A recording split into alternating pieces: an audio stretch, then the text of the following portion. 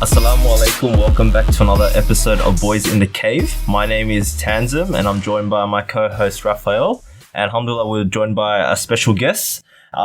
He's actually well known not just in Sydney but worldwide, and his name is Peter Gould.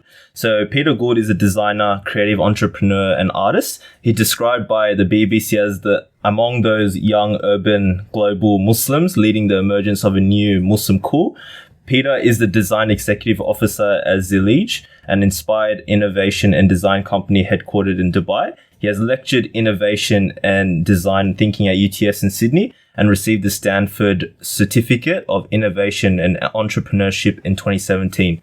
So his innovative award-winning work is highly sought after globally, and it has touched millions of positive, inspirational, creative projects. So that's quite a big bio, and I've stalked his LinkedIn, so he has a lot more stuff to share, I'm sure. But assalamu alaikum, Peter Gould, and welcome to Boys in the Cave. Wa alaikum salam. Thanks a lot, man. It's really great to chat. Alhamdulillah. So we were actually going back and forth before this. I think I emailed you a month back, and you were telling me that you're going to Hajj. Yes. And then we'll record afterwards. So how's your Hajj experience? Wow, alhamdulillah. It was pretty awesome experience. Everyone's like seeing me that I know with a very different haircut, and then that starts a question like, oh, Hajj, tell me about it. And it's we could spend probably the whole interview sort of unfolding, unpacking that, because it was a very beautiful experience and lots of moments of the full range. Anyone who's been there, the full range of emotions and experiences at Hajj. You have these incredible highs and awe-inspirational, soul shaking moments, and then you have these really kind of nafs crushing, sabr testing moments where you're thousands of people squashing into you and you're trying to get to a thing. So it's lots of the things, but I feel very grateful I was able to go, and it was just a beautiful overall experience, and just reflecting on everything now the last couple of weeks since I've been back. Yeah, it's weird. A lot of people that I know went Hajj this time around, and one moment that struck me is my friend. His parents went Hajj, and when they came back, they told him, while they were at, I think there's like a grave for the people, the martyrs of Battle of Badr. And he's like, his dad told him that while he was there, all he could smell was musk. So then it was just, I don't know, it's just an Iman booster for me. Yeah. But it just shows, I guess that's one aspect of Hajj that's really spiritual. I haven't personally been Hajj yet. I'm trying to save up for that, inshallah. Yeah. But I've heard a lot of people have a lot of touching experiences at Hajj. Yeah, I think someone described it to me as Allah kind of designs a custom Hajj experience for each person, and I really feel that it's certain things that you need to work on. You'll be given tests in those things, and it's sort of like this combination of this beautiful deep moments of reflection, and then other moments of physical endurance and hardship. So you've got this sort of dunyawi challenge, and then you've got these layers of personal kind of inner journey and inner work that you're going together. And yeah, there were lots of moments. So we went up to Alhamdulillah to Jabal Nur, a couple of days before we started the actual Hajj rites, and that was an incredible moment for me. Very inspirational, just to think about what happened there. And then you smell the misk in the right near Cave Hira, and it's wow. I mean, what a special place to be. So yeah, lots of those moments, and you can spend, I think, a lifetime reflecting on lots of the wisdoms of all the things that happened on Hajj. SubhanAllah, yeah. I really need to go now. Yeah, all in good time. I mean, alhamdulillah, I've been Muslim now for over 15 years, and it didn't feel like alhamdulillah, there might have been chances to go, but you wait for the right time, and you'll know when is the right time that you need to go. Speaking of, you mentioned just now the Muslim for 15 years, right? Yeah. And there's a lot of people obviously know you in regards to your design work and stuff. What I wanted to ask is that I've actually watched your interview before. You mentioned that you actually became Muslim from because you went into the Muslim world and saw the design and the rich. You mentioned Spain in particular, I remember. I just wanted to ask, what age were you then, or what point in your life were you at when you kind of visited all these places and realize, like, I guess the richness of the Islamic world that made you later on, you know. So my journey started a little earlier than that, actually in Sydney, where I actually got to know some Muslims, and there was that sort of kind of, I guess, like pre-journey where I was doing a lot of that reflection and thinking and trying to understand, you know, why would anyone believe in God type of questions, and then getting a little deeper and starting to you know, go on this journey. So I actually said Shahada before I started traveling to the Muslim world. But I felt it was only really when I was there that I saw I started to understand the weight of the Muslim history and civilizations, and you know, coming from Australia to the other side of the world and spending time in Spain and Morocco and Syria and Turkey and these sort of places. Coming from a design and artistic background, I was just blown away by what I saw there. So that all those sort of experiences play different roles in that journey. I think that something very interesting when I reflect on my own conversion to Islam, and I wonder if you felt the same way when you explored Islam, but ever since I was very young, I've mentioned it a few times now in podcasts, like when I was 12, 13 years old, I had this attraction to Islam, almost, to the aesthetics of it. And there was something very beautiful about it. Not just beautiful in the fact that I acknowledged that it was pleasing to me, but it was almost otherworldly sort of experience whenever I heard something about Islam, when I heard the Quran or when I saw the calligraphy on the masjids. And I could definitely see that I had this deep overwhelming sense that this was not from, you know, this is not what humans typically come up with. Right. And that kind of linked into the whole ideas of Islam and the ethos of Islam, and I realized that aesthetic beauty matched the kind of ideas and the results of adopting Islam as a way of life in terms of your character and in terms of your morals, and that these were not morals or character or character that human beings typically came up with. Yeah. And so I wonder, how compelling was the aesthetics of the Muslim world to you in your faith? Yeah. Well, there's this sort of, you know, I think of the journey in that there's the inner journey where, you know, the feelings you have and the people you're meeting, the kind of, you know, kind of experiences you have, like the hospitality, for example. You know, Muslims generally are known for hospitality and welcoming food and meals, and that's a big, you know, that even played a part in my early experiences with Islam. And then you think about, you start having feelings around some of those experiences.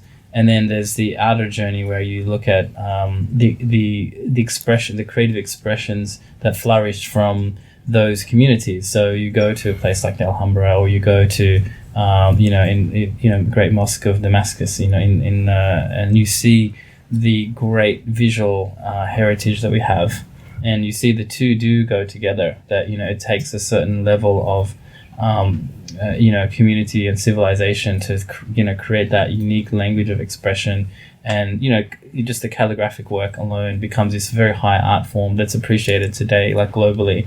I think coming from a sort of design creative background, it was fascinating to just explore that and see and try to decrypt the calligraphers techniques and what they're doing there, or it's a very different visual language to Christianity that I was more used to experiencing, where you'd have very figurative depictions of stories, and whereas when you go and look at a lot of sacred Muslim geometry, for example, it's all abstract, and that's just a typical example of the level of thinking that the mindset, the lens that I was bringing to Islamic art was different to other things that I might have been seeing growing up. But again, there's a whole podcast there probably exploring that, and I'm still understanding. I feel like even after 10 years or more, sort of being more involved in those places and looking at those things and meeting people who understand it, I'm just still at the veneer of it, and you can go deeper and deeper and deeper and see the great heights of culture and visual work that represented something very significant. I wanted to ask you that you mentioned, art from, I guess, Christianity and Islam was a bit different, because I assume you come from a more Christian background or Christian upbringing. Yeah, more like secular Christianity, not really, practicing, but I definitely, I had been to a few churches, and just growing up in southern Sydney, that's the kind of you get a bit more of a sense of the architecture, but yeah, different to walking to Auburn Mosque, for example. Yeah. Seeing a little mini slice of Turkish Islamic design. This is very different visual expression. Because I wanted to ask you this later on, but I might as well ask you now. Do you see Islamic art being kind of relevant in today's day and age, where I guess today's day and age is more so you're leaning towards more contemporary art, all that kind of stuff? And I guess you mentioned that I think Islamic art, it was new to you. So do you see Islamic, because I'm brought up Muslim, so I see Islamic art as, in the past, or that's what people did, 500 years ago. But at the moment, you're seeing art going in a different direction. So do you see Islamic art from the past being relevant in kind of today's day and age? And if so, how so?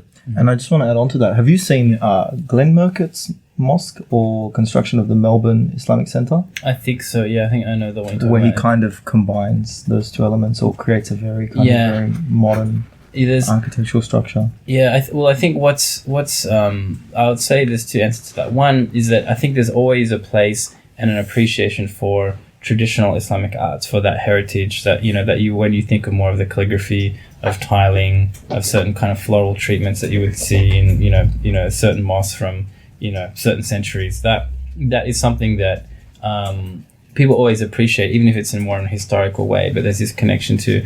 But when we think about Islamic art now, my personal relationship with it and understanding of it is that it's quite broad. So I don't see why, in the same way that Muslim artists and creative practitioners of the past drew on the new technologies and materials and influences that they were seeing, that we couldn't do the same today. So the same way that, for example, they might have seen Byzantine art and decided to make the Umayyad mosque have certain floral treatments and use certain mosaic technologies, or the Dome of the Rock being inspired by certain other cultures and creative traditions that were active. It's the same way today. Like, why could we not be more active in bringing in Islamic art thinking into apps, into the visual culture today, to digital technologies, into graffiti, into what is the meaning and the messages and the inspiration is still the same. It's still that timeless relationship, exploring your faith, your identity, and your connection to Allah, right? And trying to express that. If some kid in Chicago or Indonesia, Jakarta, is spraying on a wall the 99 names in a way that they connect with, I think that is super relevant, and that's great, and I love to see that. But Islamic art in the sort of art world is sort of packaged into a certain set of there's glassware and there's mosaics, and then there's manuscripts, and that's Islamic art. But I feel Islamic art is alive and well, and I see that when I travel. I see it in young people creating their new brands and their new digital experiences. So it's a big question that, of course it's relevant. It's always relevant. But we get hung up on the terminology sometimes. That's actually amazing, because we did a few episodes with various different figures in the community. One of them was Dr. Samir Mahmood. I think he has a PhD in more architecture, Islamic architecture, yes. And also with various other people. And they've always alluded to a similar idea, what you just mentioned, that I guess today's technologies, for example, maybe graffiti or doing, prints and logos, labels on teas, for example. And it's about incorporating aspects of our past and kind of adopting it to how the modern world kind of speaks. And it's about incorporating those ideas into, today's language. You get me? So I think that's beautiful. It's about, it's pretty much what Islam's been doing throughout history, because we would take different, like, for example, if Islam has, a history in China, but the Chinese people have a distinct kind of history in regards to how they dress and stuff, but we go about what the bare minimum requirement is in Islam is you have to cover the aura, for example, all this kind of stuff. But then it's about using the Chinese kind of design or the way they wear and shaping it to make our own. So it's about kind of doing the same thing but in the modern world. So I guess that's where your creativity kind of comes into it. I actually do want to ask you though, because I saw this in a post. You did a design of glasses, and then it was like Quran it was like digital, and you could like, there was some controversy. You can actually explain it where, you know, if it's actually allowed for an imam to wear it while during prayer, because you know, all that kind of stuff. So I thought that was actually beautiful, because it actually kind of encapsulates what we're talking about now. It's about using the modern technology or the digital age to kind of incorporate what's already our own. Did you actually make that as an invention? So two things. The first point you mentioned, is that, I mean, Islam has always had this relationship with, you know, the lands and the people that it comes to. It takes on, like, I think Dr. Amar Abdullah expresses it really well. When he quotes in his article about they call the cultural imperative, he has a great talk about that. I'm talking where Islam goes to different lands, and it's like this clear water that reflects the bedrock underneath. And so that was a big part of my journey, is when, you know, coming to Australia, for example, thinking about, well, I'm into like graphic design, and I play guitar, and I like video games. Does all of that get thrown out the window now? And Islam doesn't have any relationship to that. Well, it does, but you need to figure out what from those things are the beautiful aspects that you think work well with, you know, what your relationship with God is or isn't. So I mean, why not, pick up the best of understanding of how graphic design works? What is it for? It's for communication. It's for sharing ideas. And right now, Islam has a big problem with our branding and communication. Whereas, so I was, a big part of what, the creative work I started to do was trying to, I think, just use my own background in design and graphic design and communication to help share some of the great, cool things that I was seeing that was already happening. So that's a short answer to that part. But yeah, that idea you're talking about was, so Google had this thing called Google Glass that came out about, I don't know, it was probably 5 years ago now, and it was sort of this Google's big creative experiment into this technology where, it was available. You could basically share an idea with them.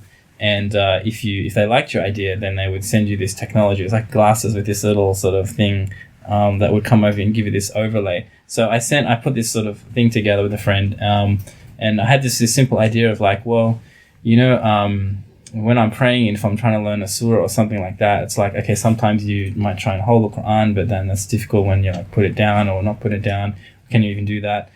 Or you just stick to the same surahs or always know. So like, well, it's very simple. Like if there's a technology that will go over my glasses that gives you like a heads up display of like what's, like a auto cue kind of thing.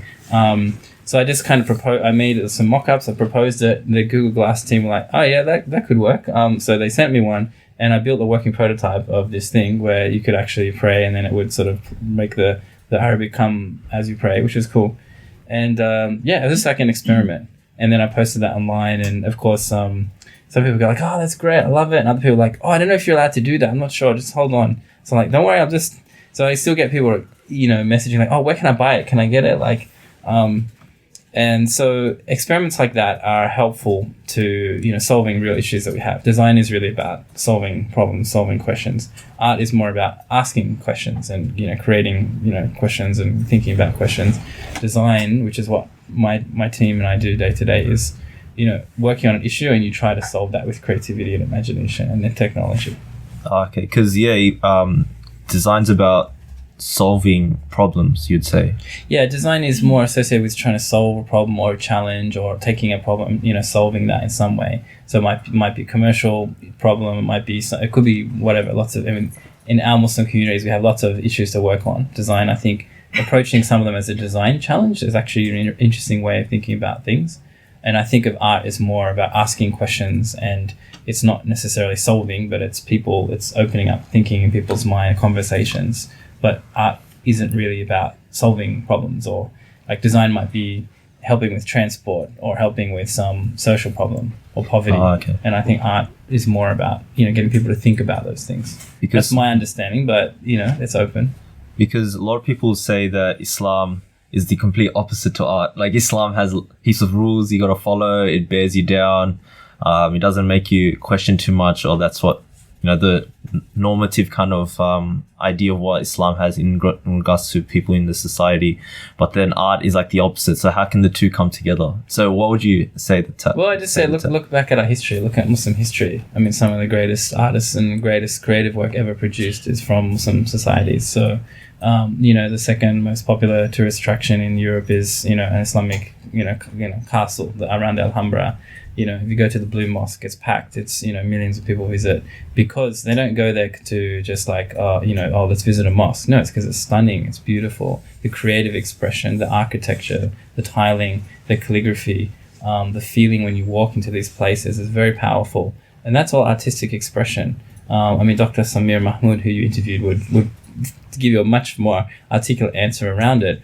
But, why is it that you get that feeling when you walk into certain places where you just feel like, wow, this is really beautiful. This is really special. That's all an artistic process, creative process has gone, involved in making those experiences for people, reflecting the faith. So, I would say that Muslims and, Muslim artisans, craftsmen have always had this strong relationship with, an artistic tradition, definitely. I think you can extend that too to the literary tradition we have and poetry as well. Yep. Very, very highly creative thinkers and writers expressing in unique ways their experience of the divine and their experience of understanding and coming to love the Messenger of Allah sallallahu alaihi wasallam. And I think one thing that you really touched upon a bit further back that I really want to ask you about, and we kind of mentioned it beforehand, and that's this kind of compromising the identities that you have pre-Islam and after Islam comes into your life, and whether you can be, because it's something I've grappled with personally, whether you can be an Italian, Australian Muslim, what that means, or whether you're all contradictions. Yeah, absolutely. Though, like that's how many of it we've seen. I grew up, I spent a lot of my time in the Australian bush. Because my family have a holiday house down on the south coast, and so the more I think about it, the more I reflect on it. Things like gum trees. And eucalypt forests are like very, very, very familiar to me. Yeah. And I'm sure that if I were to leave Australia for a long period of time, it would be something that I miss and something that's firmly ingrained. Yeah. And it's like, well, how did you balance your identity? Was it something that was difficult for you? And what does it mean to be an Australian Muslim? Yeah. Well, that's a big question, man. So, but I think it doesn't need to be complex. Like, it can be very simple. But it took time, and each person has their own journey. Even if you're born Muslim, absolutely, you have the same journey of figuring things out. Do I really believe all this stuff I'm hearing about Allah? Do I believe what I'm reading about in the Quran is really the word of God? Like, even someone born into the faith has to go through that process at some point to have that conviction, or not in some cases. But in my journey, I came to Islam in my late teens, around 20, 21. So, that's the sort of age that you're also still figuring out who you are as a person. I had just a limited reference for Muslim culture from where I was growing up. Like, I didn't have this expansive journey into the Middle East, for example, or to Malaysia and Indonesia that I later did. But I think I really became much more aware of just how comfortable I could be just as a Western Muslim or an Australian Muslim when I lived in California for a year. So I spent some time in the Bay Area, and I was like, wow, look at all these. I got to sort of befriend a whole communities there of people that had been either coming to Islam, or their parents maybe converted, or maybe they were from migrant parents, but they were very comfortable being American or even Californian Muslims. And I got to see just how they talk, how they act, the kind of stuff they did. A guy would comfortably skateboard to the mosque and dress a certain way and talk about a certain film, whatever. And I mean, one of the first sort of things I did there, I remember I got invited to a guy's house. He goes, "Oh, come, I got something you like." And I was like, "Okay, what are we going to do? Is he going to do some lecture? What's going on?" He goes, "Check it out." Turns off all the lights. I'm like, "Okay, what is going on here?" And he's like, and then he fires up these 2 Star Wars lightsabers. I was like, "What?" And he goes, "Dude," he goes, "my hobby is like custom lightsabers." I'm like, "What?" And he makes these like lightsabers from Star Wars. And I love Star Wars. I was like, and in Australia, I didn't know any like Muslim Star Wars loving people. It was just like different universe, right? And when I realized, and he loved the craft of it and the thinking and the depth, the whole Jedi sort of mysticism and all this stuff. And he would make all these lightsabers with, Islamic kind of calligraphy and stuff. And I was like, this is so cool. And then I just realized that, but he's super practicing. He's into his faith, but this was a hobby. And so experiences like that, I realized, that's just part of the culture. So finding your identity in amongst those things is, I think, just, realizing that there's not a lot of things you do have to let go. Maybe there's certain habits and things, but you hang on to that. You love those gum trees. I love gum trees, and you'll miss them for sure.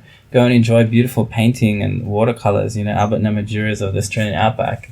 I mean, stunning, absolutely stunning. And all of those things, especially if they're helping you reflect on the divine and, giving you appreciation for nature and the beauty of those things, why is that not Islamic art? That could be, if that's someone's journey and that's how they're expressing it. So, we can have a long chat about it, but it's finding, I think, just the simplicity that you don't need to overcomplicate things. You don't need to take on a new costume and say, I need to sound and look more Arab or, more Bengali or Pakistani or whatever to be a better Muslim, but appreciating that there are beauties in many of those cultures, but you don't have to adopt those things necessarily to make you, to be part of your identity. You mentioned that story of that person with the lightsaber and the Islamic calligraphy. Yeah. I want to ask you specifically, because obviously you're in the field of design, creativity. You would have come across a lot of people maybe pitching you, for example, to, working with other people. But in general, I want to ask you this question specifically because from my because I wouldn't call myself a creative guy, but growing up, when you see people who are more artistically inclined, I even think there's some scientific studies where they showed that people who are artists or creative in general, their brain is just makeup is different compared to the normal person. Not that it's a bad thing, but it's just they think differently compared to other people. So it kind of got me thinking about a long time ago, the question of if creative people are just born that way, as opposed to you can work on being a creative person. So I guess you'd be the right person to kind of ask that question. We have even as an example from the Sahaba, Hassan ibn Thabit, who pretty much, he was different to everyone else. He did poetry and stuff. And he was a creative guy, so he would probably be thinking things differently compared to, the normal kind of person. So from your kind of encounter with various people, would you say that design and being creative and doing art is just people are born that way and it's kind of hard to make yourself think in a creative way, or you can actually work on being creative? So I would say a common mistake that we make in our current sort of culture is that we think of creativity and artistic ability as the same thing, or of course they're related, but they can be very distinct. So someone who's inclined towards drawing and painting or, visual sort of design work or whatever, obviously a lot of creativity is expected to and required to be in that. But you can be incredibly creative and cultivate your creativity in whatever you do. You could be a baker, you could be an accountant, you could be a management consultant, you could be a CEO, but you should cultivate and must embrace that creative mindset for success.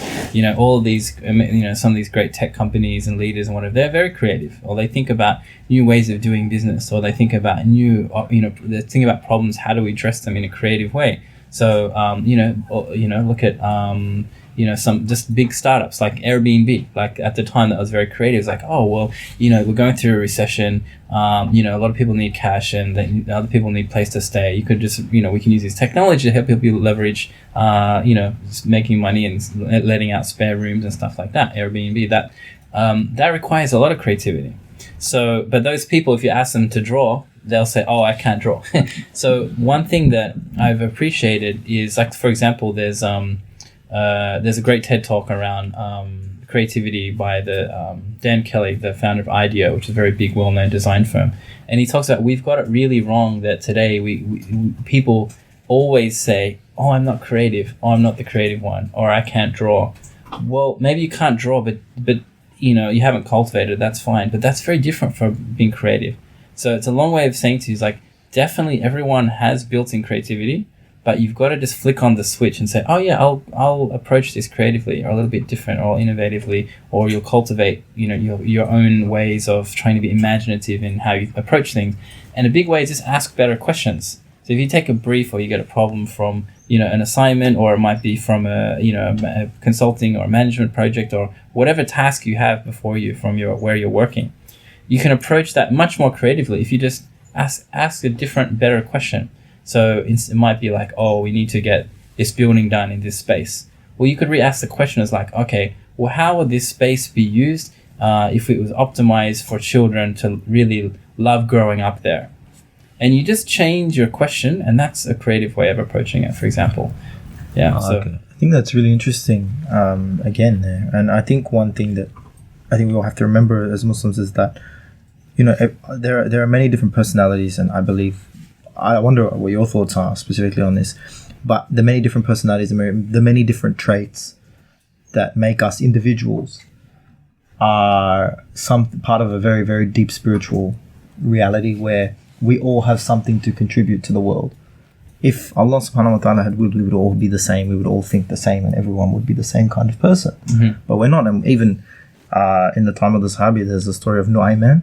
Mm-hmm. I'm sure you've heard of Nu'ayman. Yeah, yes. The resident sort of jokester. Yeah. Amongst the Sahabis. Yeah. And he was praised by a lot of people, and he's sort of forgiven because everyone just kind of understood that's who he was. Mm-hmm. And so I wonder, do you see this kind of individuality and creativity? And there's creativity in all disciplines. Like there are cricketers who are creative and footballers who are creative, right, like inventing new shots and inventing new skills. Yeah. Poets who are creative. I wonder how important is this kind of spiritual meaning behind our individuality? Yeah, well, it's deep. I mean, it depends how deep and how far back you want to go.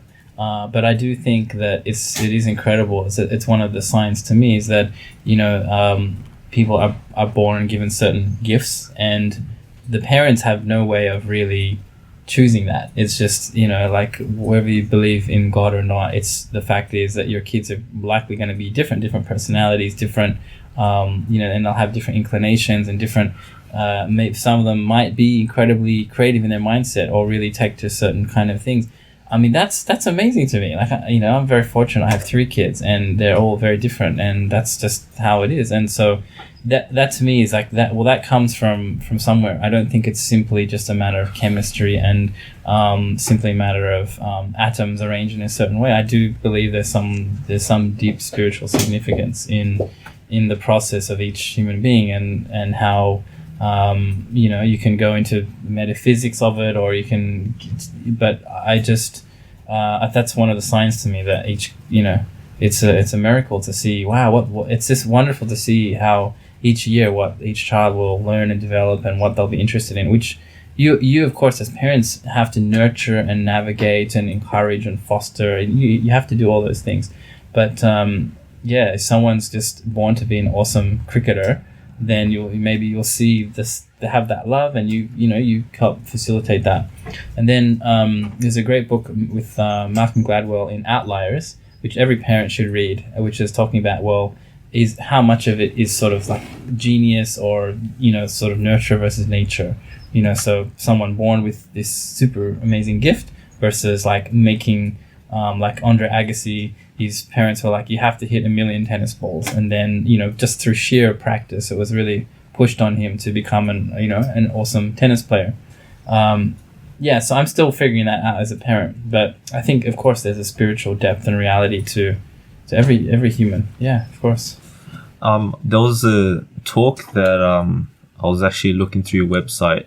And it's funny because the timing of it, because not too long ago, do you have you heard about the Joe Rogan podcast by any chance? Yes. Yeah. He was in trouble with Elon Musk recently, right? Yeah. But he's a famous like internet personality, and I'm sure I've listened to some of his stuff. Yeah, so actually that episode in particular, there were... Actually, I'll mention... We're not doing anything on this podcast, by the way. It's going to get me in trouble like that, right? Whip out the blunt. Yeah, not happening. Edit, censor. Like, because they were talking about even minus the whole blunt and smoking weed, but they were talking about Elon Musk and technology and AI, like artificial intelligence. Mm-hmm. Yep. But then I came across something on your website. It mentioned you were on a panel called Technology versus Humanity at the National Science, Technology and Innovation Fair at Dubai. How long ago was that, sorry? I think that was early this year, right at the start of this year, or maybe late last year. Oh, okay, so it wasn't too long ago. That long ago. Yeah. And what I saw you discuss, what the discussion was about striving for advances in technology guided by human values and for a greater positive purpose. I want to tie it back into the Joe Rogan podcast. So Elon Musk was actually Joe Rogan brought up artificial intelligence, and so Elon Musk was talking about it, and I've heard about it here and there, but then the reality of it, I'm not too sure. Yeah. So Elon Musk, the way he was talking about it, it seemed like it's going to happen and it's going to be like a catastrophic. We don't know how to control it when it does happen. All this stuff, it kind of freaked me out a bit. Yeah. And he alluded to the future isn't great with how to handle artificial intelligence, simply because there isn't like regulations and rules in place to kind of control it. So all these like technology and capitalistic companies, they'll seize it to their own advantages, and who's going to control what they're going to do, it doesn't matter anyway. So and then not only that, Joe Rogan brought up the idea of how, technology in itself, people are always wanting the best, and there's no end to it. Like, you have the iPhone, I don't know, 3 or 4, but people still want more, better things. And there's never ending cycle of when is it going to stop? Like, what kind of progression are we going towards technology in regards to actually bringing benefit? Because all people want is what feels good, and it's just going to go on forever and ever. And Joe Rogan was talking about, so where's the end? There's no end. Yeah. And it kind of ties back to your discussion panel. So where do you see the direction in regards to technology and where it's heading towards? Because is it a catastrophic doom, or is it more, or is it a positive future? Yeah.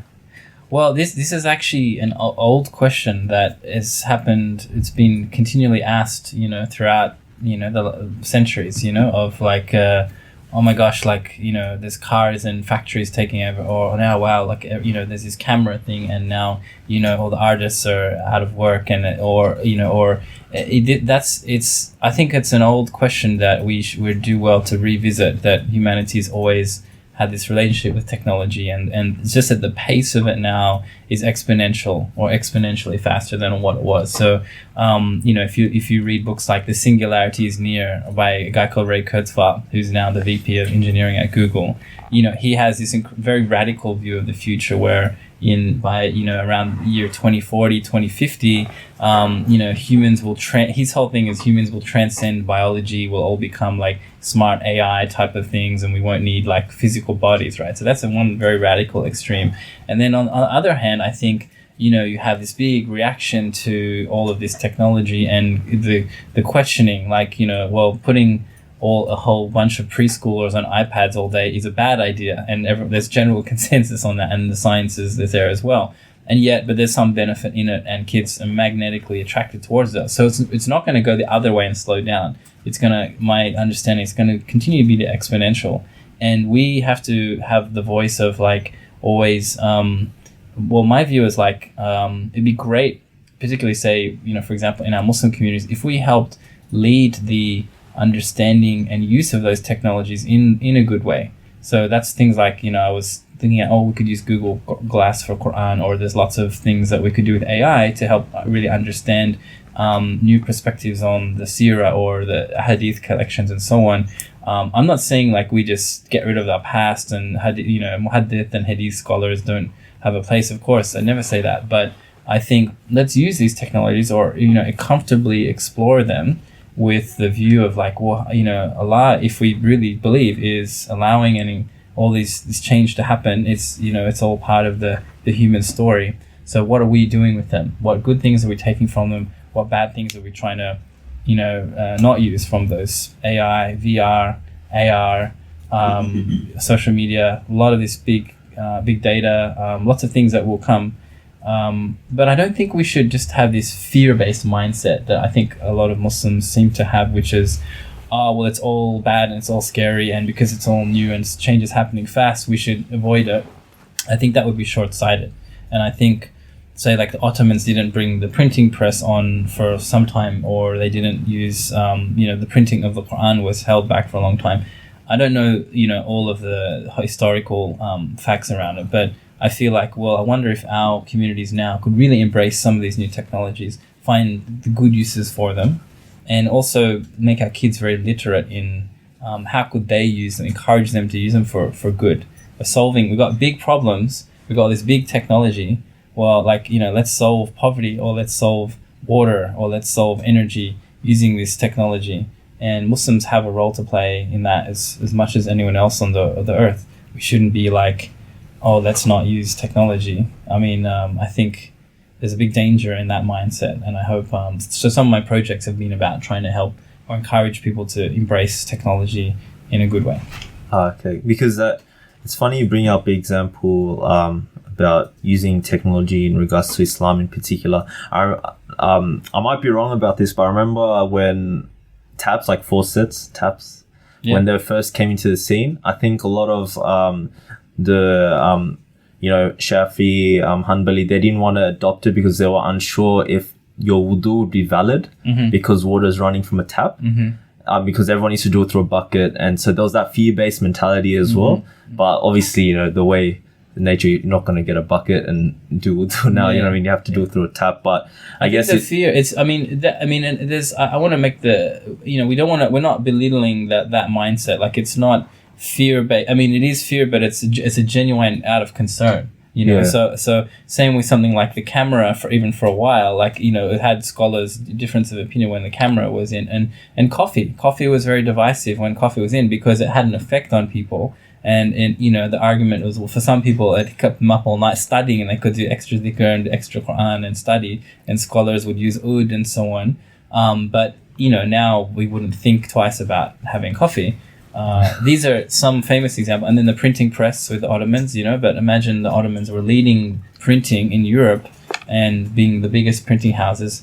I don't know, my knowledge is limited in why and how, but I'm just saying is that we shouldn't be afraid to experiment and explore and see what we can do. The coffee debate was actually really interesting. I remember watching a discussion of that, and some of the ulama actually really, really loved it. Right. They took to it with a lot of gusto. They said it's recommended to drink coffee. Yeah, of course. No, actually, some scholars actually 2 times a day recommend to drink coffee because of the fact that it would explain to them that it would increase your attention span. Yeah. And it would actually have a lot of positives. And there were others who prohibited it because it was intoxicating almost for the human, and that people would become addicted to it and so on and so forth. And people would go to coffee houses and just drink coffee all day, and they're like, no, you can't have this. Yeah. But I think... getting back to that discussion, there are definitely a lot of scholars nowadays who are genuinely of the opinion that a lot of technological advances are from the shaitan. And in many ways, because of the harm that can come from technology, that's true, but it's almost like there are a lot of Islamic things that we can do nowadays that are more accessible, and a lot of halal and good things that are easier facilitated by technology. For example, the idea that exists in Sharia that you have to speak to your parents every 3 days. You can't, sort of cut your family out or your immediate family out for more than 3 days. Well, nowadays, but back before, you couldn't just call them up. You had to go back, get your camel, travel to the next, Get your camel, travel to the town, be like, hi mom, hi dad, how you doing? And then go back to your madrasa or something. It was really difficult. But nowadays you can Skype them. Yeah. You can call them. You can literally have the person visually there in front of you. Yeah. And it's almost like a lot of these things, even Islamic knowledge is so available now. There's all these Islamic universities that some of them are very good, popping up everywhere. Yeah, well, I think it's, we're in a time of incredible change right across the globe, and it's just navigating our way through the tools. So I think the fear, it shouldn't be the technology, it should be the fear of how humans are gonna bring the worst of those things. So there's but think of the positive around VR or AR for learning. You're in education, if AR, just imagine and I did a project on this, thinking about the future of madrasa, or even just letting people understand and access traditional knowledge in new ways that would find really engaging. But I mean, I've experienced even this in my own design journey. So when we were working on one of the first iPad apps that had Quran on it, and the questions asked like, oh, well, do we need wudu to hold the iPad? Because it's like, it's the Quran, but it was like, it's digital and it's a different thing. And that had to be asked at the time. And I remember like there's this interesting discussion among, people and some learned people as well around just things like that. And, but problem is, I mean, it's a deep question and I don't pretend to know the answer, but the ability to process and come up with, learned, academic or scholarly answers to some questions that we have is much slower than our pace of new technology coming in. So by consensus, like we all use social media, we use it in one way or another, or we access it, or social media is here to stay. We need to be involved with it, but that doesn't mean you spend every minute you have on Instagram liking and sharing and posting whatever, nor does it mean that you should just abandon it and say, that's my approach to it, because a lot of khair can come from it. But it's really hard to know the right relationship. I mean, I'm still navigating that as well. I guess we're discussing how, our Islam's interaction with modern day technology.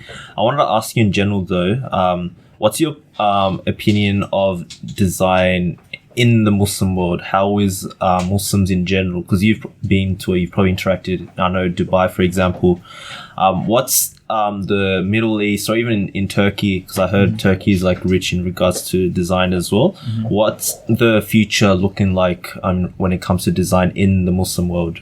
Yeah, great question, man. So design broadly is something that's done by, say architects, or it could be even engineers, or, the design as a human activity is done in every part of the Muslim world. It might be someone, in Aceh, just designing a shelter to help, with a few materials available. So design as a human practice is a daily experience, but professional design, where people study the philosophy or the history of design, and then go through many years of doing projects, that is really underserved. Like I'd love to see more Muslim communities and institutions and economies, invest a lot more in design, because the companies that embrace design, are leading the world.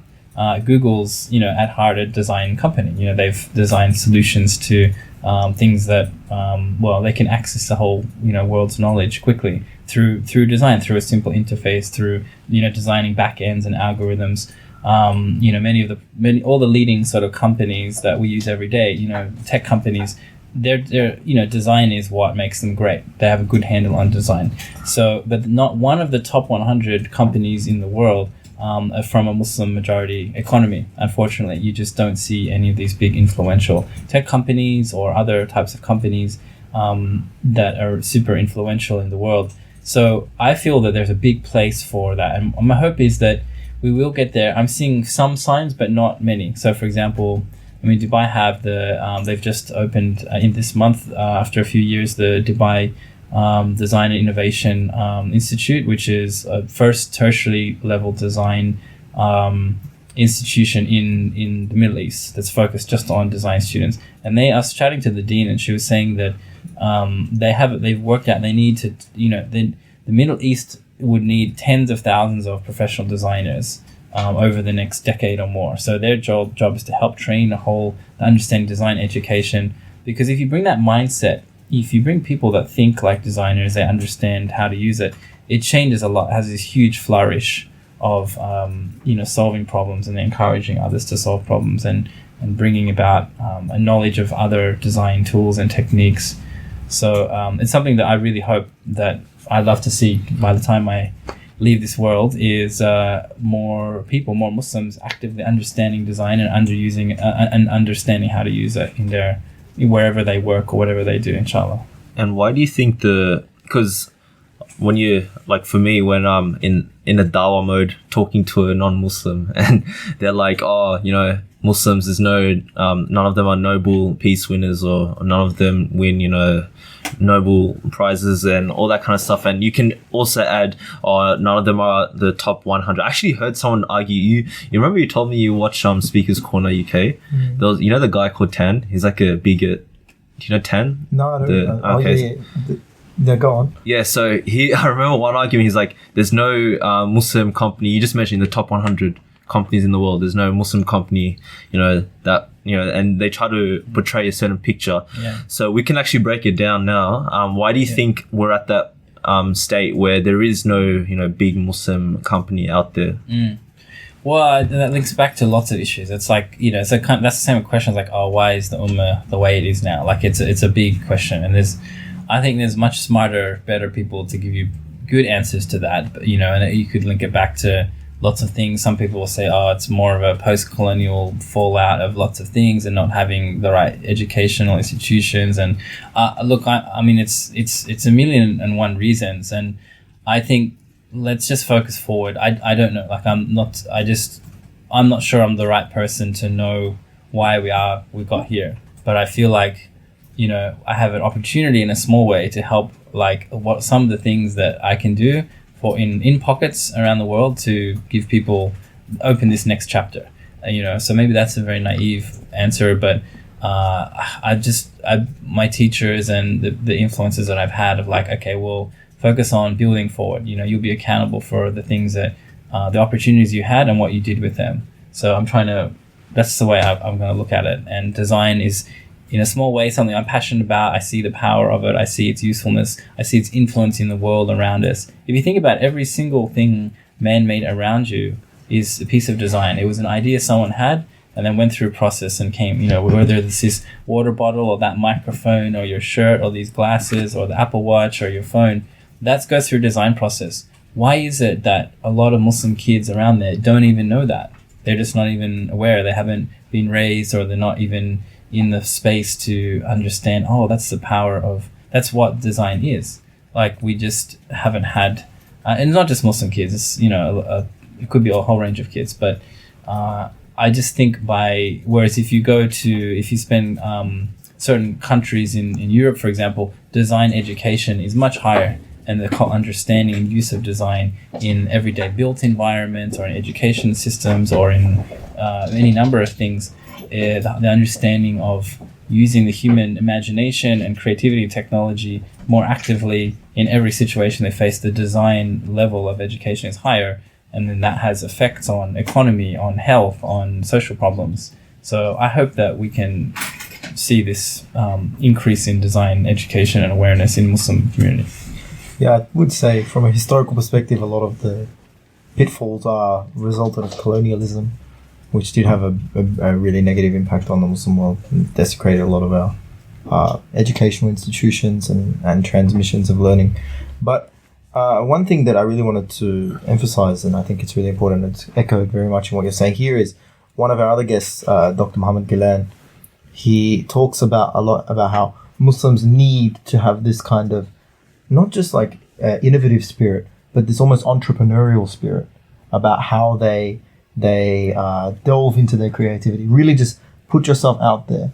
And yes, be Muslim, be orthodox, be practicing, but really embrace who you are and really put that out into the world. And I think it's probably something that a lot of Muslims aren't as focused on. Like, yes, we're in this kind of place right now where a lot of Muslim majority countries aren't doing as well for a number of reasons. Some are doing quite well, but a lot aren't doing as well. And you have got the kind of brain, like what's been described by some as a sort of brain drain, which isn't necessarily true. It's not that the brains aren't drained. It's probably more, you know, a lack of, I wonder if you think this is right, but a lack of really just going for it and really just throwing yourself out there and putting out your ideas and really putting forward your own creative spirit into the world and as a Muslim. Yeah, one thing that's is really encouraging is that even in my own short years is that this confidence around particularly entrepreneurship, it seems to be just flourishing. That younger Muslims are I think if you look at you ask like a lot of younger people around the companies that are most influential, or the people, like they'll talk. Definitely some of the tech companies are held in high regard. It's like, oh yeah, I'd love to work at Instagram, or I'd love to, work at Apple or Sony or whatever. Like, so there's this certain aspiration, like, because those companies are, leading a lot of the change, and people use this technology every day. So what I think that's resulted in is some Muslims wanting to be entrepreneurial and wanting to sort of, be part of this wave of change and that was the spirit of entrepreneurship, the whole, these software companies that sprouted up. I think I've seen that in Indonesia or in Turkey or different places I've been. There's big startup sort of movements and communities and people, kicking off their own thing, which is great. That's a change that I've observed in the last 10 years. This sort of, I'll call it cool entrepreneurship. It's cool to be an entrepreneur. People want to just get into it, and I love that. And I've definitely sort of been part of lots of other entrepreneurs' journeys and helped them develop some of their brands and ideas. I would agree with Mohammed Gilan that if we can encourage more people to just explore, experiment ideas, because you don't have much to lose. Just try and learn. It's always beneficial. I'm still definitely learning in my journey after so long, running different businesses and starting up. It's great. It's a great way to see the change you want in the world as well. You can design the solutions. You can create software, or you can create an app, or you can create some company that helps address really important issues. In the Muslim community, we've got many things we can work on. And so bringing in an entrepreneurial mindset or a designer mindset, which are often very interlinked, is exactly what we need, I think. I just want to pick out a point you just said. You said you don't have much to lose. I would actually disagree. I think because we have so much to lose that, if you don't do a degree and get a job, you're limiting your creative sense. You just want to stick to the system, get a job and get the money and drive your Lamborghini or whatever.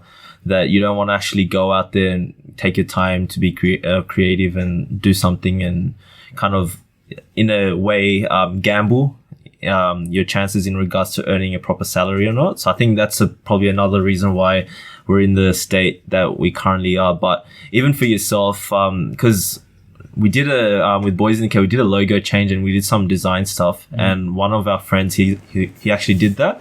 So he knows you well. We actually we invited him on today. He couldn't make it, but he told me that because he's Muslim and he's in design, so when he goes uni or he's in doing his work and stuff, when there's other, Muslims or non-Muslims, when they talk to him about design, they're like, oh, so do you know Peter Gould? It's like your name gets thrown around a lot, in the field of design. And I guess you're doing that in regards to going out there, being creative and trying to solve problems. And I feel that we need that mindset, but for every other field there is, like in fields of science, philosophy, etc., etc. Yeah. And it's about incorporating that. It's what you said at the beginning, like you can be creative in the field. You don't have to be artistic. So they're like two different terms essentially. Yeah, that's right. And I think it's just simple. It's a mindset change. It's a mindset. It's like looking at problems as design challenges rather than just problems.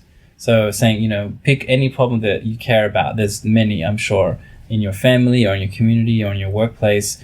Approach that as a design challenge and ask a question. Well, like how might I change? That's a simple thing you could do, and you don't have to be a professional designer at all. You can do no studying design, just to reframe your understanding of something.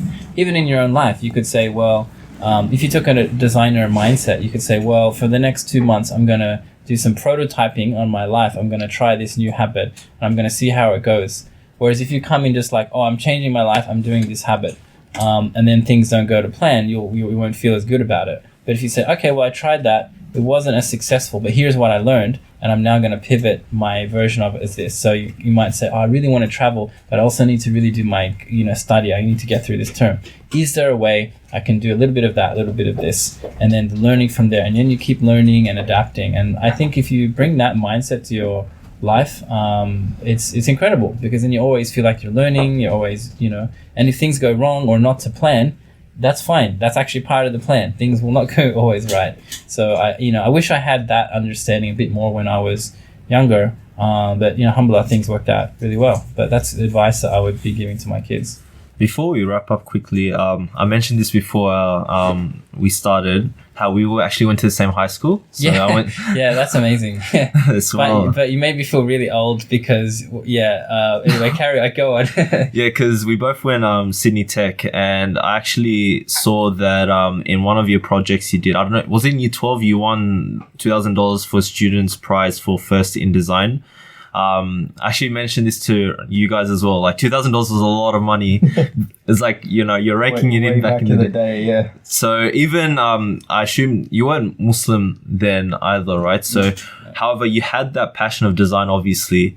So did you always have your kind of future set in regards to career-wise you want to do something in design? Or was it just, you fell into it, you did well in it, and then you just pursued it? Well, I'm really impressed at your research. That's good, and that's great that we went to that same school. So there was a subject called design and technology, and I hope there's some version of it now or something similar. And it was basically you would have, back then you'd have things in units. So it was 2 unit and 3 unit, and in 3 unit was like the more involved one. And you had a 1 year project. So in the whole of my final year in high school, I was working on this project, and it was actually, funnily enough, I rediscovered just the other day part of it, and I'd printed out something and kept it. And it was to help introduce kids to the internet. And back then, people weren't using Google and stuff like that. It was pretty early days. So people were using like news groups, and it was sort of definitely the web obviously was very popular, but anyway, it was at the time internet was not being taught or introduced into primary schools, and I was fortunate that I had access to some of that stuff. And so my whole project was about designing this learning course, and I had to draw little cartoon characters and all that kind of stuff. And it went well, and I obviously I won this prize for it, which that was a huge amount of money, $2,000 at the time, a lot more than what I was earning at McDonald's, which was where I was working the year before. $4.90. Bought McDonald's franchise after that. Yeah. No, man. Well, I was earning $4.92 an hour from McDonald's. I remember the value of money would have been like in that way. Well, still no, I don't think that would have been very much even back then. $5 an hour. Yeah, it wasn't. Well, that $2,000, I'm pretty sure I spent it straight on my university fee. So I went straight into UTS, Bachelor of Design. And I was like, oh, great, this will pay for half a year of uni tuition, something like that. So I put it into that. Or I'm pretty sure I spent some of it on a nice PC. But so to answer your question, I think both I had an inclination towards design and visual design, graphic design. I used to collect magazines and computer graphic stuff. I always loved, the idea of computer animation and, films like Toy Story were just coming out. It was awesome. But then also I was just fortunate. I was nurtured that I had, parents that were supportive. I always had a computer at home since I was young. And my high school had, Sydney Tech, they had a lab that had, a couple of Macs that had all, some software. So I was able to learn and teach myself Photoshop, stuff like that. So it's a combination of, and you're older, you see like, yes, you have maybe a certain talent or gift, but it's the blessing of opportunity. And of course, if I was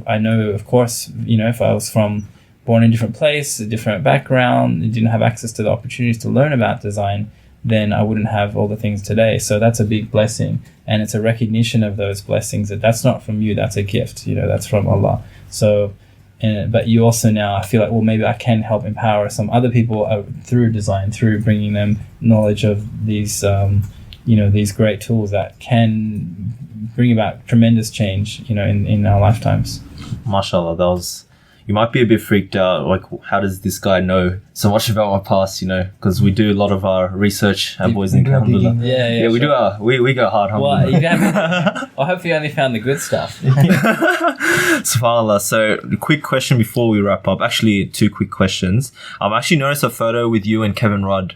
I want to know what the backstory is to that, because you had like a photo of like some artwork and you met him. Yeah. So Kevin Rudd is so he was a former Australian Prime Minister, and pretty popular at the time that was did that. So that was a part of an event that was here called as part of the Crescent Club, which became the Crescent Institute. That was run in Sydney, but it continues around Australia, I think. And it's not Crescent Wealth, right? That's It's not what prison was- world, but it's similar.